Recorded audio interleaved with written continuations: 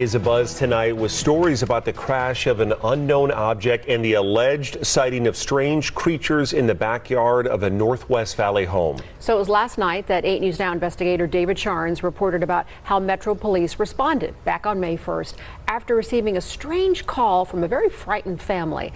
Well, our report generated a global response, and now piecing together the sequence of events has been kind of tricky, in part because the primary witnesses have been almost as elusive as the beings they say they encountered. Chief Investigator George Knapp is as perplexed as the rest of us. George. As you know, this is not our first UFO rodeo. We first heard about the incident in early May via the Metro Police grapevine. The incident has a lot in common with other bizarre cases from around the world: an alleged crash, strange beings, and bits and pieces that don't make sense. But the police took this seriously, and so do we. Just before midnight on April 30th, skywatchers across several western states saw a bright fireball streak through the heavens. A police officer working in the Northwest Valley caught a glimpse of the colorful object on his body cam. At nearly the same time, a Ring camera in the area recorded a strange noise and what sounds like a crash. One family living in a ranch-style home had a much closer view of the object. Two brothers and their father were working on a vehicle in their yard when they caught a glimpse of a sparkly object as it came crashing down, then were hit by what they describe as a shock wave. One of the witnesses, a young man named Angel, has stated when the brothers looked into the yard where the object landed, that spot was obscured and blurry, as if by unknown form of camouflage. What they saw next prompted a frantic call to 911. So there's two people or two subjects that are in your backyard? Correct, and they're very large. They're like 8 foot, 9 feet, 10 foot. I don't know. They look like aliens to us. Big eyes. They have big eyes, like I can't explain it. And big mouth. They're shiny eyes, and they're not human. They're 100% they're not human. 8 News Now investigators have spoken with family members multiple times in the past 4 weeks, but each of the 3 times we accepted their invitation to do an interview, they didn't answer the door or their phone.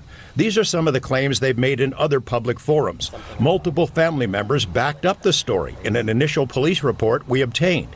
Angel says they heard the patter of multiple feet in the yard. They later heard footsteps on their roof. They saw one of the 8-foot-tall creatures climb behind the controls of a large front loader stored in the yard as if trying to engage it. He got a good look at one of the creatures, he said, a greenish-grayish being with large eyes and long legs. He says he could hear its deep breaths, and when he locked eyes, he was, in essence, frozen in place, couldn't move. In the middle of the yard, where the object had crashed, then vanished, a circular impression was left in the soil. Okay, where is this on your property? Metro sources say the police dispatcher initially wondered whether to send a crisis intervention team to help the troubled witness, but then took the incident seriously.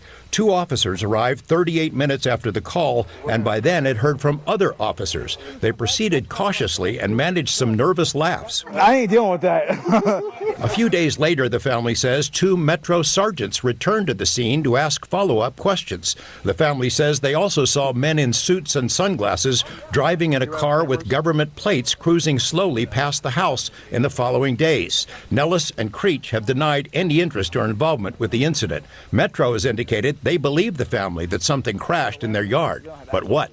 Someone else has access to it. You know, you mentioned, George, in that piece that, they were frozen because so many people have been critical of, like, why didn't they get their phone out? Why didn't they shoot the video? Do we know if there's even any video of this incident? Yes and no. So there's a surveillance camera in the backyard. The property owner keeps that because he's got a lot of expensive equipment there. What we were told is that at the moment this thing comes down and crashed, this camera went out, and it was out for a couple of minutes. When it came back on, the object was gone, but the circle was there. We've been told by Angel in multiple phone conversations that he shot video of the creatures.